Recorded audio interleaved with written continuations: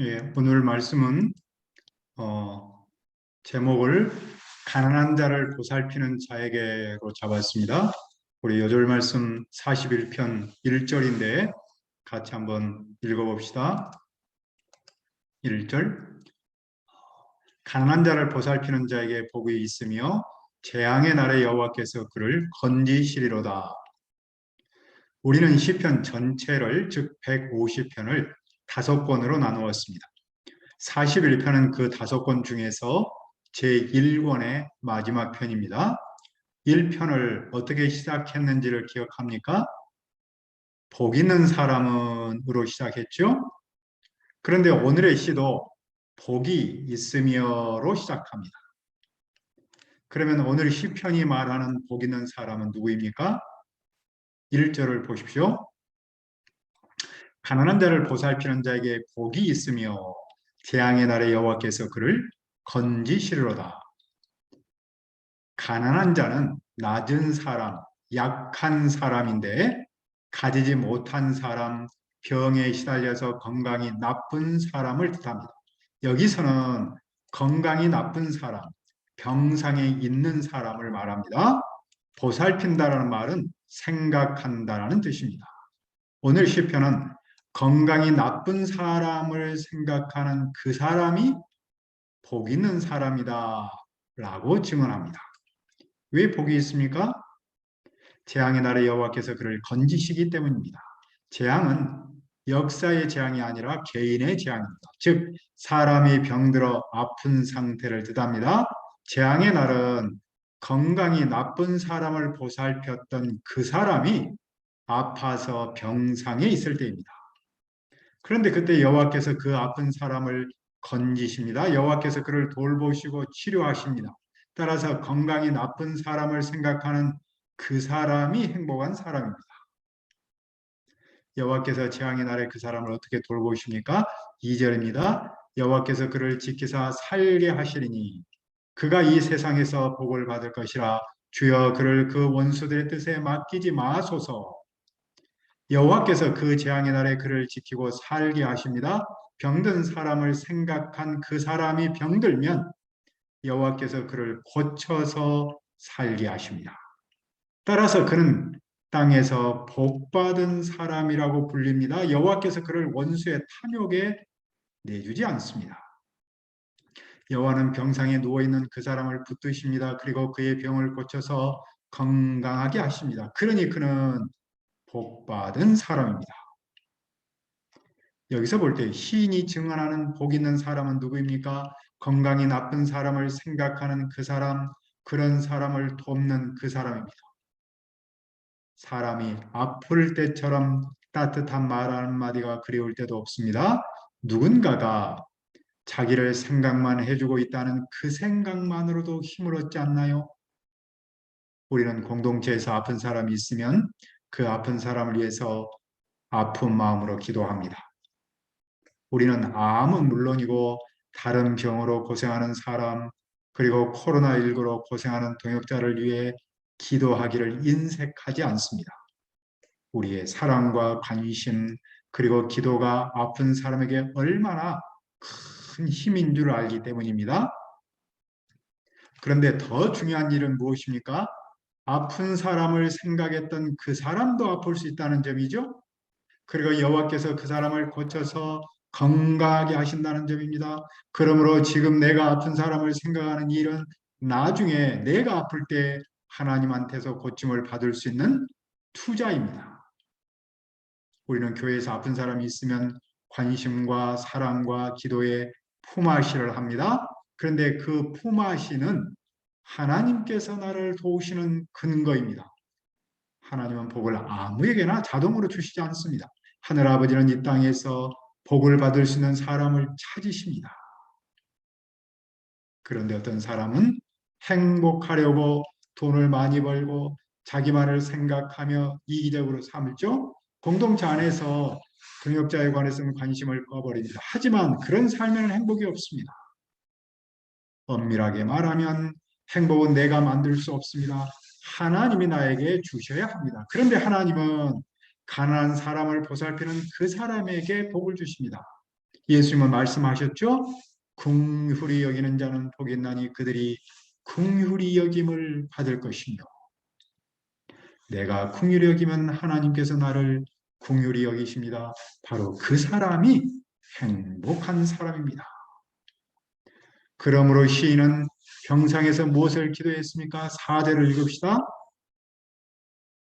내가 말하기를 여호와여 내게 은혜를 베푸소서 내가 주께 범죄하였사오니 나를 고치소서 하였나이다.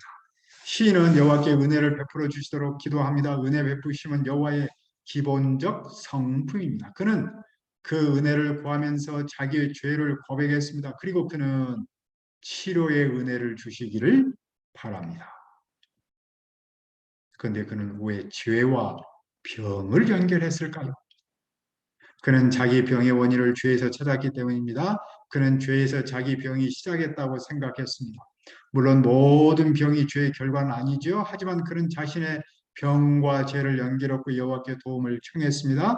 그는 여호와께서 죄로 병든 영혼을 치료하는 분임을 믿었기 때문입니다. 여호와는 우리의 죄는 물론이고 병도 치료하십니다. 그런데 원수는 그를 어떻게 악담했습니까? 저 친구가 언제 죽어서 그 이름이 없어질고 이름의 사라짐은 존재의 사라짐, 그 후손이 끊김을 뜻합니다. 그러므로 그런 말은 사람한테 해서는 안 될 몹쓸 말입니다. 그런데 그 몹쓸 말을 그리스도와 연결할 수 있습니다. 악인은 그리스도께서 십자가에 달리셨을 때 그 이름이 사라지도록 악담했습니다. 그러나 그리스도의 이름은 그분의 죽음과 함께 사라지지 않았습니다. 오히려 그분의 이름은 씨앗처럼 온 세상으로 뿌려졌습니다. 따라서 그분께 속한 사람의 이름도 사라지지 않습니다. 또 원수는 시인을 어떻게 악담했습니까? 원수는 시인을 만나러 와서는 빈말이나 늘어놓았습니다. 시인을 음해할 말을 모아두었다가 나가서는 그 병의 원인에 관해 떠들어댔습니다. 이런 모습은 예수님을 배신한 가룟 유다를 생각나게 합니다. 그는 그분께 가까이 있었습니다. 그는 그분을 만나고서 배신할 근거를 찾았습니다. 그는 밖으로 나가서 거짓말을 했습니다. 원수의 특징은 속임, 거짓, 그리고 자기중심입니다. 시인을 미워하는 사람도 입을 모아 수군대며 해칠 궁리를 합니다. 그러면서 무슨 말을 합니까? 악한 병이 그에게 들었으니 이제 그가 눕고 다시 일어나지 못하리라. 악한 병은 마귀의 병, 저주받은 병입니다. 시인을 미워하는 사람은 시인이 악마가 씌어서 병들어 죽어간다라고 험담했습니다. 당시 악마를 벨리알로 불렀는데 시인은 벨리알의 종이 되어 영원히 일어나지 못한다라는 겁니다. 심지어 어떤 사람조차 시인을 배신했습니까? 구절을 보십시오. 내가 신뢰하여 내 떡을 나눠 먹던 나의 가까운 친구도 나를 대적하여 그의 발꿈치를 들었나이다. 신뢰하여 내 떡을 나눠 먹더니란 함께 밥을 먹을 정도로 신뢰했다라는 뜻입니다. 시인의 벗은 시인과 특별히 평화의 관계를 맺었습니다. 시인이 건강했을 때 행복해하던 친구였습니다.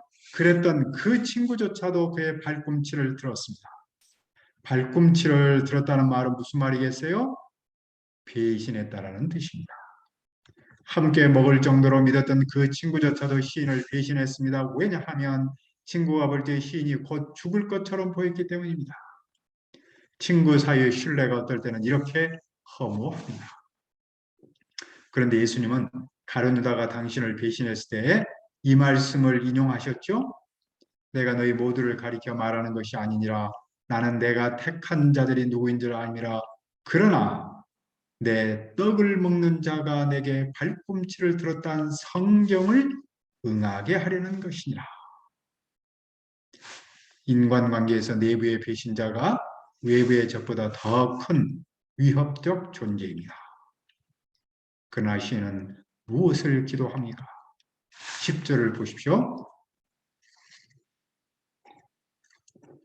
그러나 그러하오나 주 여호와여 내게 은혜를 베푸시고 나를 일으키사 내가 그들에게 보응하게 하소서이로서 시인은 여호와를 주님 즉 당신으로 부르며 좀 더 친밀함을 표현합니다. 세상 사람은 시인을 배신해도 주님 당신만은 신실하게 대하실 줄 믿습니다.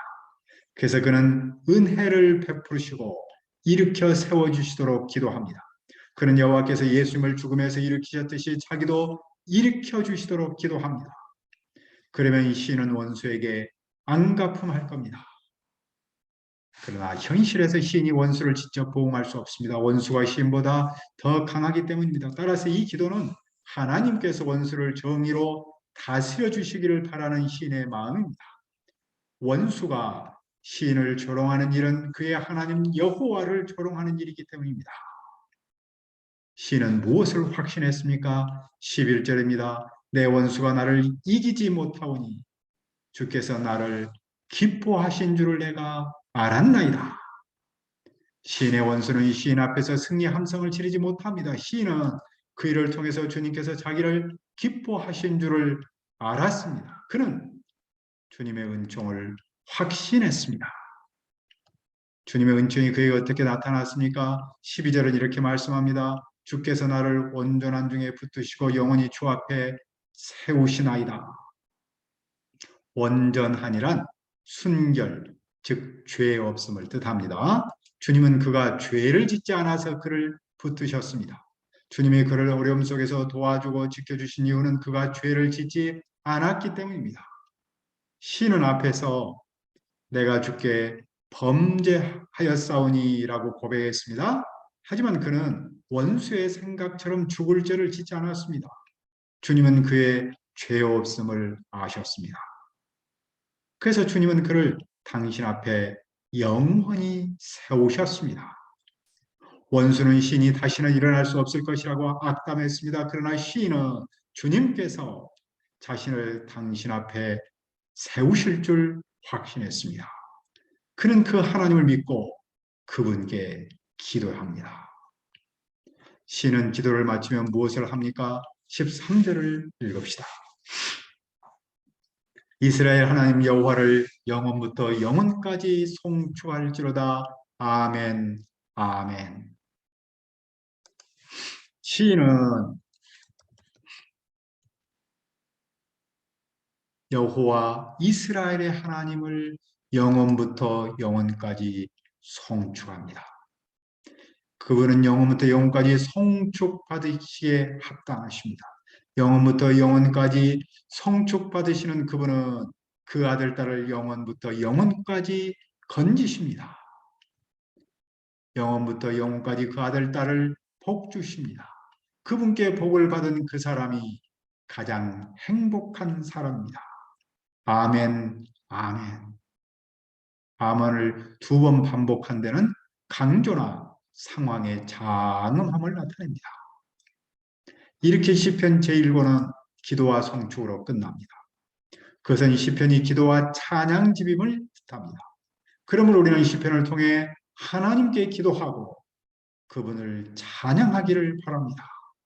가난한 자를 보살피는 자에게 복이 있으며 재앙의 날에 여호와께서 그를 건지시리로다. 아멘, 아멘. 은혜로우신 아버지 하나님, 복 있는 사람에 대해서 다시 한번 깨우치셔서 감사합니다. 아픈 사람, 연약한 사람을 생각하고 도와주고 기도하는 사람이 복이 있습니다. 왜냐하면 하나님께서 바로 그 사람이 아플 때, 그 사람이 도움이 필요할 때 도와주시고 건져주시는 분이기 때문입니다. 아버지 하나님, 우리가 시편을 통해서 이 여호와 하나님을 믿고 그분께 기도하고 그분을 찬양할 수 있도록 도와주시옵소서. 감사하고 예수님의 이름으로 기도합니다. 아멘.